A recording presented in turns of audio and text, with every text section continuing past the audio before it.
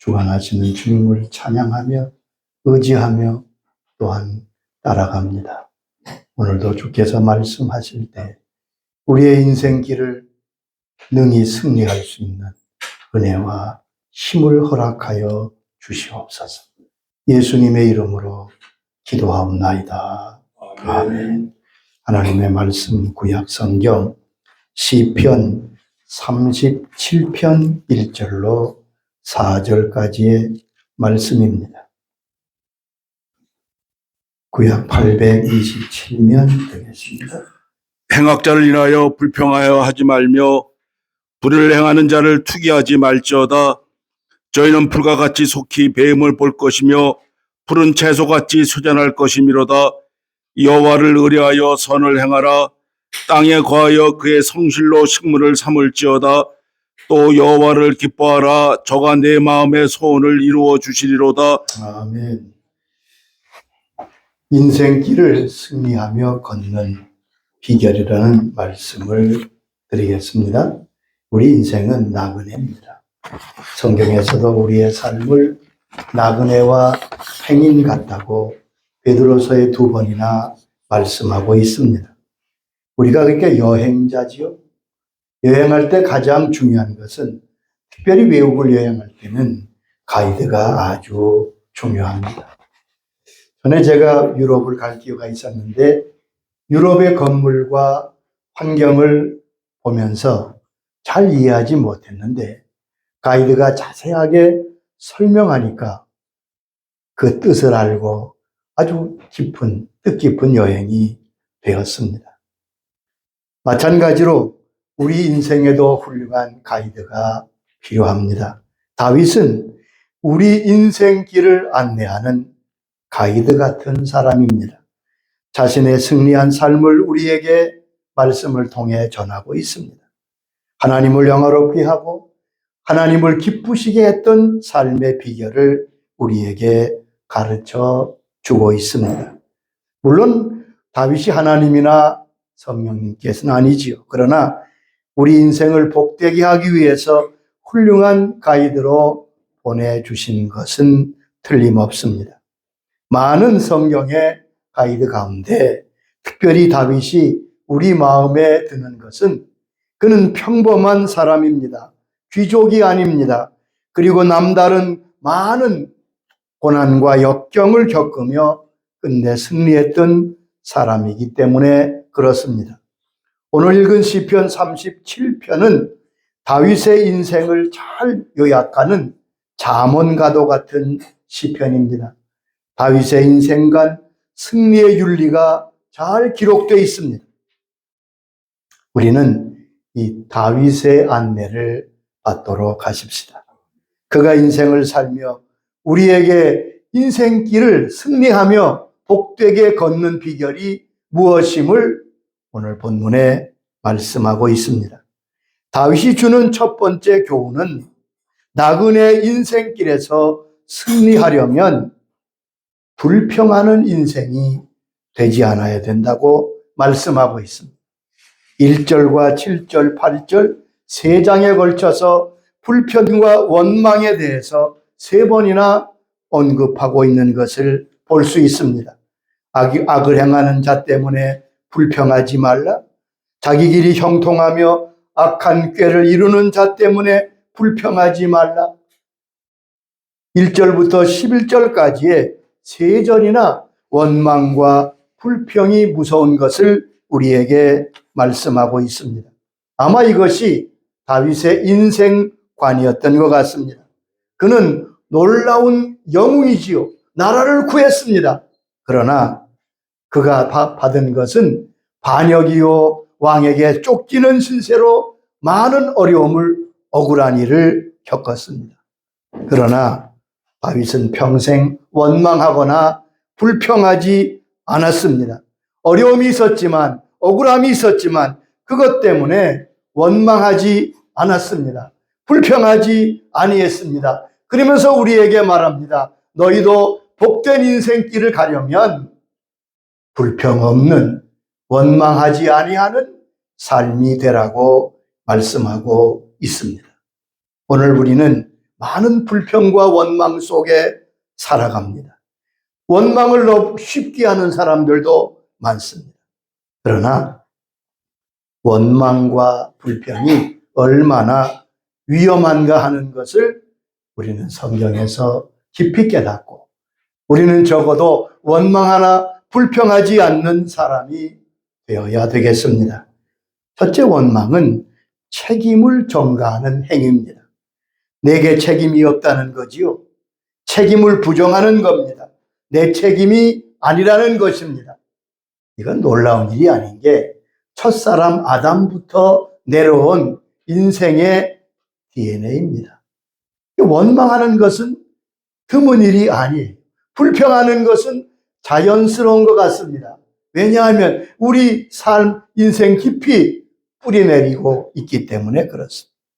그런데 그 원망과 불평을 잘 살펴보면 원망은 상승작용을 합니다. 내 조그마한 사건에 대한 원망과 불평은 점점 상승합니다. 형제를 원망하게 되고 부모를 원망하게 되고 환경을 원망하게 되고 나중에는 하나님에게까지 원망하게 됩니다. 여러분, 모든 원망은 하나님께 도달한다는 사실을 잊지 마세요.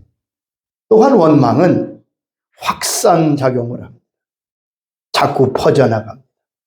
내가 저 사람을 원망하면 저도 나를 원망합니다. 원망은 또 다른 원망을 낳습니다. 원망과 불평에 대한 응답은 또 다른 원망과 불평일 것입니다. 그리고 또 하나는 불평, 원망은 버릇이 된다는 겁니다. 그 위치가 달라지고 환경이 달라져도 원망하는 사람, 불평하는 사람은 여전히 불평합니다. 가난해서 불평합니까? 부유해져도 여전히 불평합니다.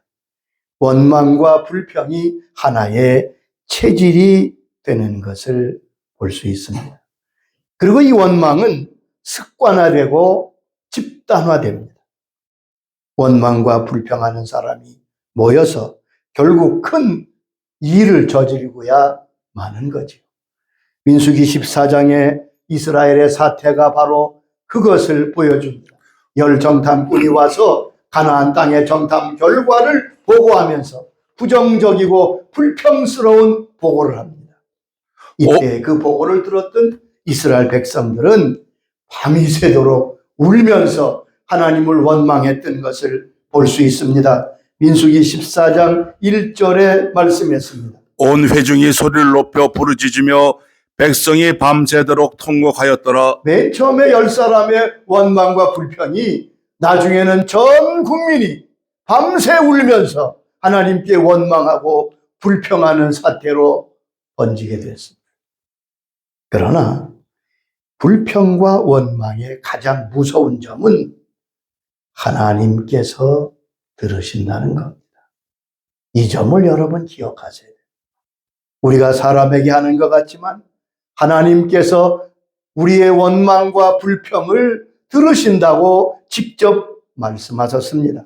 민수기 14장 27절에 말씀하시지요. 나를 원망하는 이 악한 회중에게 내가 어느 때까지 참으랴? 이스라엘 자손이 나를 향하여 원망하던 그 원망하는 말을 내가 들었노라. 너희가 원망하는 그 원망의 말을 내가 들었노라. 우리가 사람에게 환경에 원망과 불평하는 것 같지만 그것을 들으시는 분은 하나님이십니다. 원망과 불평은 대가를 치릅니다. 원망과 불평으로 그치지 않습니다. 반드시 그것은 결과를 우리에게 가져옵니다. 첫째, 원망과 불평이 가져오는 대가가 무엇입니까? 그것은 원망과 불평하는 동안에는 전진하지 못한다는 뜻입니다. 앞으로 나가지 못합니다. 잘 보세요. 이스라엘 백성들이 애굽에 나와서 가나안까지 가는 거리는 개인 같으면 일주일이면 가는데 국민 전체가 움직이니까 많이 잡아도 40일이면 갈 수 있습니다. 여러분, 40일이면 갈 수 있는 길입니다. 그런데 40년이 걸렸습니다. 이건 뭘 말하지요? 원망하고 불평하는 동안에는 발전도 없고 진보도 없고, 왜요? 똑똑하지 않아서요? 노력하지 않아서요? 아닙니다. 대부분 원망하는 사람, 불평이 많은 사람은 똑똑한 사람이에요. 하나님께서 허락하지 않으십니다. 이걸 명심하시기 바랍니다. 내가 불평하고 있는 동안, 내가 원망하는 한 하나님은 절대로 그에게 성장을, 발전을 허락하지 않습니다. 앞으로 나아갈 수 없습니다. 민수기 14장 28절에 말씀했습니다. 너희에게 일기를 여호와의 말씀을 내 삶에 두고 맹세하노라. 너희 말이 내게 들린 대로 내가 너희에게 행하리니. 여기 보면 너희 말이 내 귀에 들린 대로 행한다고 말씀했지요. 이스라엘이 무슨 불평했습니까? 우리가 다 여기서 죽었으면 좋았을까? 왜 우리를 광야의 무덤으로 만드느냐? 뭐 그런 얘기를 했어요. 주님, 그래? 내 귀에 들린 대로, 내 불평한 대로 해주마. 그래서 20세 이상 모든 출애굽한 사람들이 다 죽기까지, 여호수아 갈렙에 광야에서 다 죽기까지 40년을 돌게 하셨던 겁니다. 여러분, 원망과 불평이 절대 가벼운 게 아닙니다. 두 번째, 원망과 불평은 심판을 받습니다. 하나님이 진노하십니다. 여러분, 하나님은 쉽게 진노하시는 분이 아니십니다. 얼마나 인자하시며 오래 참으시는 분이십니까? 출애굽기 34장 6절에 하나님이 친히 하신 말씀을 들어보세요. 여호와께서 그의 앞으로 지나시며 선포하시되 여호와라 여호와라 자비롭고 은혜롭고 노하기를 더디하고 인자와 진실이 많은 하나님이라. 자비롭고 은혜롭고 노하기를 더디하며 인자와 진실이 많은 자로. 하나님은 인자하시고 오래 참으신, 그런데 그 하나님이 언제 분노하십니까? 언제 진노하십니까? 그것은 그의 백성들이 원망하고 불평할 때라고 우리에게 말씀하고 있습니다. 여러분, 우리가 원망하며 불평하지 않도록 조심해야 되는 이유가 바로 거기 있습니다. 하나님이 진노하십니다. 이스라엘 백성들이 길로 인해서 마음이 상하여 하나님께 원망합니다. 민수기 21장 5절에 말씀합니다. 백성이 하나님과 모세를 향하여 원망하되 어찌하여 우리를 애굽에서 인도해내어 이 광야에서 죽게 하는가? 이곳에는 먹을 것도 없고 물도 없도다. 우리 마음이 이 하찮은 음식을 싫어하노라. 여기 보면 아니 좀 도가 지나치게 보세요. 하나님께서 죽이려고 애굽에서 인도해내셨습니까? 먹을 것이 없고 마실 물이 없다니요. 날마다 내리는 만나, 우리는 구경돼 보지 못한 만나를 그들은 먹습니다. 필요하기만 하면 모든 걸 다 공급하십니다. 여러분, 심지어 만나를 뭐라고 부릅니까? 이 하찮은 음식이라고. 하찮은 음식이랍니다. 여러분. 백성이 하나님께 원망할 때 하나님이 불뱀을 보냈습니다. 불뱀이 와서 물어서 수많은 사람이 죽습니다. 그들이 회개하고 모세에게 외칠 때 모세가 기도하여 놋뱀을 만들어 그들을 구원하셨습니다. 여러분, 오늘도 같습니다. 원망과 불평을 계속 늘어놓으면 불뱀이 나오게 돼 있습니다. 그게 역사의 사실이에요. 한 번은 또한 이스라엘 백성들이 하나님 앞에 원망하며 악한 말로 불평할 때 진영 끝에 불이 떨어져서 불탔던 것을 알 수 있습니다. 민수기 11장 1절에 말씀합니다. 민수기 11장 1절에 여호와께서 들으시기에 백성이 악한 말로 원망하며 하나님께서 진노하사 여호와의 불로 그들 진영에 불을 붙였다고. 불이 떨어진 거예요. 원망과 불평은 심판의 불이 떨어지는 것을 우리는 잊지 말아야 돼요. 원망과 불평은 심판을 초래합니다. 야고보 5장 9절에 말씀하셨습니다. 형제들아 서로 원망하지 말라. 그리하여야 심판을 면하리라. 보라, 심판주가 문 밖에 서 계시니라. 서로 원망하지 말라. 그리하여야 심판을 면하리라. 심판주가 문 밖에 서 계신다고 말씀했습니다. 바울은 이스라엘 백성이 광야에서 멸망하게 된 죄를 여러 가지로 나열하면서 그 가운데 한 가지 죄가 불평이었다고 말씀하고 있습니다. 고린도전서 10장 10절에 말씀합니다. 그들 가운데 어떤 사람들이 원망하다가 멸망시키는 자에게 멸망하였나니 너희는 그들과 같이 원망하지 말라. 멸망시키는 자에게 멸망한 죄가 무엇이라고요? 원망이었다는 거예요. 원망과 불평이 결코 가볍지 않습니다. 우리 늘 주의해야 됩니다. 미국에 한 40년 동안 목회하신 어떤 목사님이 이런 글을 쓰셨더라고요. 그분은 신방할 때마다 성경과 함께 작은 까만 노트를 하나씩 가지고 다녔습니다. 그 제목이 뭐냐면 교인 불평록. 신방하다 어떤 분들이 불평하기 시작하면 목사님은 좀 있으라 그리고 노트를 펴셔서 여기 잘 그 내용을 기록하고 서명하라고. 그러면 다 그런답니다. 아이 뭐 그렇게 쓸 것까지가 없고요. 40년 동안 목회하셨지만 그 교인 불평록에는 한 줄도 쓰이지 않았다고 하는 재미난 얘기를 제가 들었습니다. 1990년 노벨 평화상 후보로 올랐던 엘리라고 하는 여인이 있었습니다. 이분은 원래 중국 선교사로 젊을 때 수고했습니다. 중국 선교사로 일하다가 폐결핵에 걸려서 그는 선교지에서 나오게 됐습니다. 여러분, 정열을 바치고 헌신하는 삶에서 갑자기 병으로 뒤로 물러날 때 그 마음의 안타까움이 없겠습니까? 그런데도 그분은 한마디 원망이나 불평 없이 이렇게 기도했답니다. 하나님 아버지, 지금 주께서 내게 원하시는 것이 무엇입니까? 내가 질병으로 선교사에서 물러났지만 지금 주님께서 내게 원하시는 것이 있지 않으시겠어요? 그랬더니 주께서 그 마음속에 말씀하십니다. 고향으로 돌아와서 아버지가 물려준 큰 들판을 잘 개간해서 농사를 크게 지었습니다.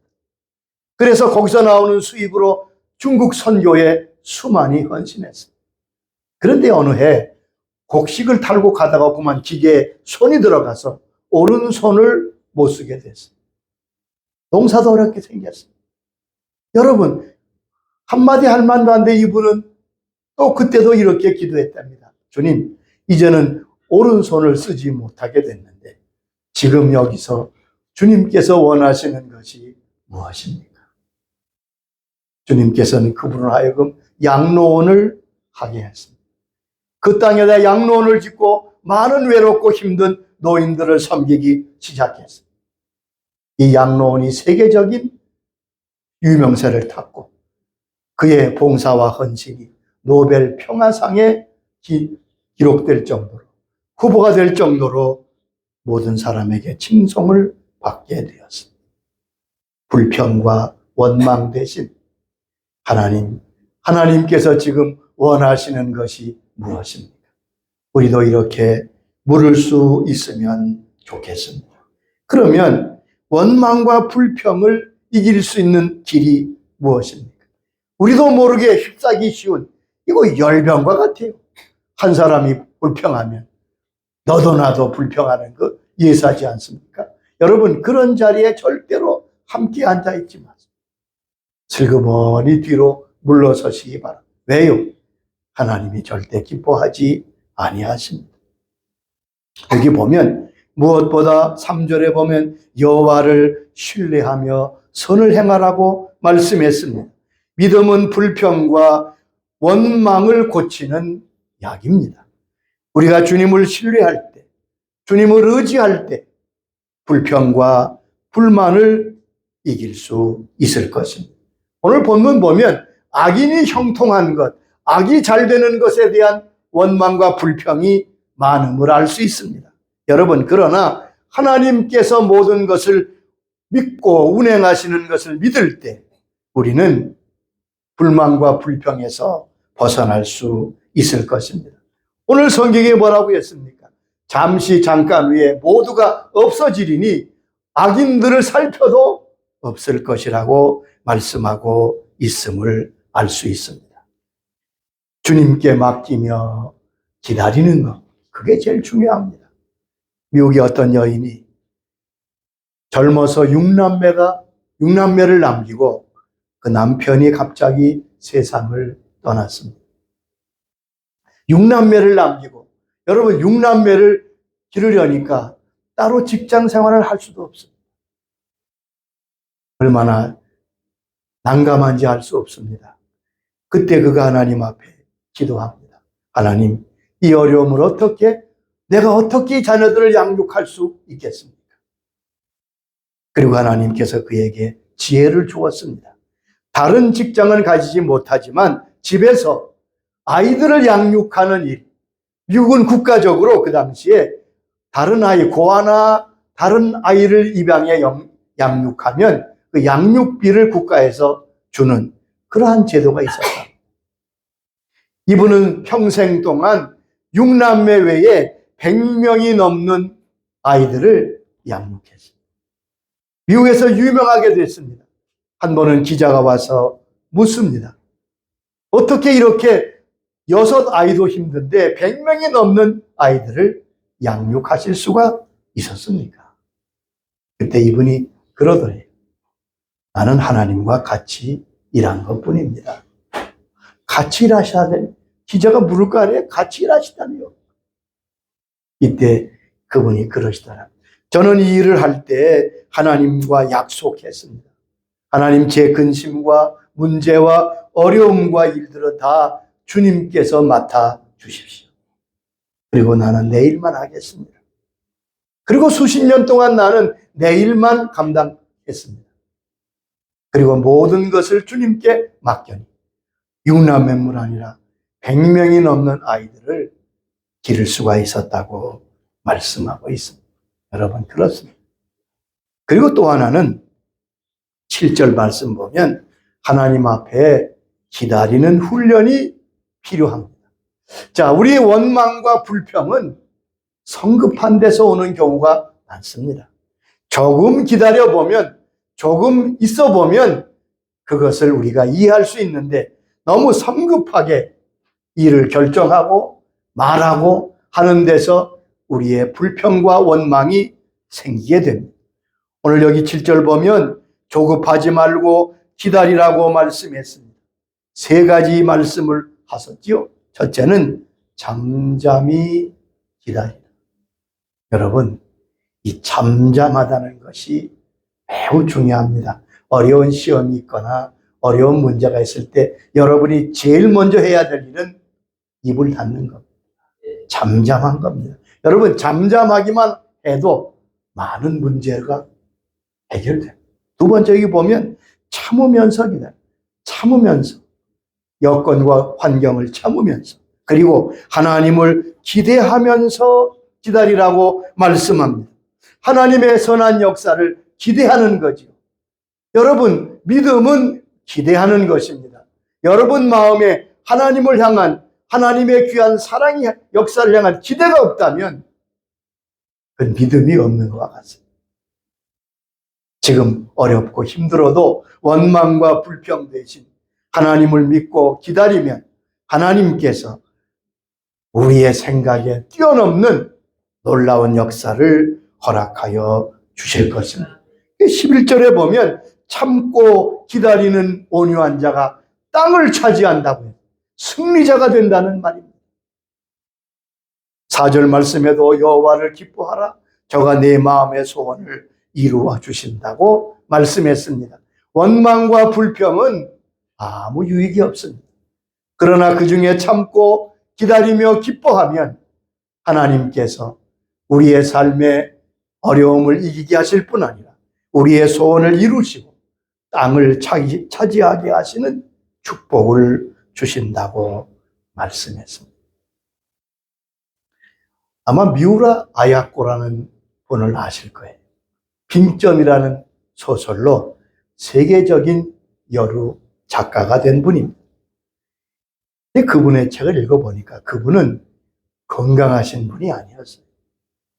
온갖 질병으로 젊어서부터 병원 신세를 많이 졌습니다. 폐결핵, 직장암, 대상, 그 이름도 병명을 세기도 어려울 정도로 많은 질병으로 고생했습니다. 그래서 그분이 병원 신세를 많이 졌어요. 병원에 입원해 있습니다. 여러분 병원에 입원해 보신 분은 알지만 참 얼마나 안타깝습니다. 근데 그분은 병원에 입원했으면서도 자기가 아픈 것보다는 함께 입원해 있는 환우들을 위해서 마음을 썼습니다.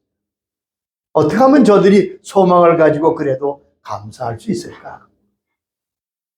하나님 주신 글 쓰는 재능이 있으니까 아침마다 글을 씁니다. 그리고 자기가 쓴 글을 그 병실의 환자들에게 다 읽어보라고 주는 거예요. 그 환자들이 특별히 할 일이 없잖아요. 그 글을 보면서 그렇게 기뻐합니다. 아이, 재밌다고. 이게 다음은 어떻게 되냐고. 사람들이 그 길을 기다립니다. 매일 아침 글 쓴 그 글을 돌려보면서 환자들을 위로합니다. 그 병상에서 쓴 글이 바로 빙점이라고 하는 세계적인 작품이 되었습니다.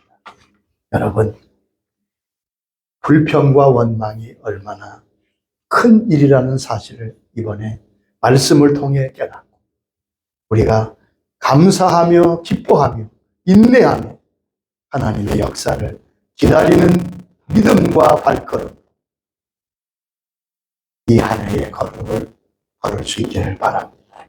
원망과 불평을 이기는 것 하나만 가지고 우리는 분명히 승리하게 될 줄로 믿습니다. 아버지 하나님 감사합니다. 저희를 사랑하셔서 오늘 우리 인생길을 승리하며 복되게 걸었던 다윗을 통하여 말씀하신 그 말씀을 듣게 해주시니 감사합니다. 원망과 불평이 얼마나 큰 어려움인가 하는 것을, 큰 문제인가 하는 것을 깨닫게 해주시니 감사합니다. 원망하지 않게 하시고 불평하지 않게 하시고 감사하며 기뻐하며 좀 기다릴 줄 아는 믿음을 허락하여 주시옵소서. 우리 혀에 우리 입에 책을 먹여주셔서 한마디의 원망이나 불평이 나가지 아니하도록 그 좋으신 하나님, 인내하시고 기다리신 하나님이 원망과 불평에 대해서 진노하셨다는 사실을 기억하고 다윗처럼 억울하고 힘들어도 감사할 줄 아는 하나님의 사람들이 되게 하여 주시옵소서. 예수님의 이름으로 기도하옵나이다. 아멘. 이제는 우리 주 예수 그리스도의 은혜와 아버지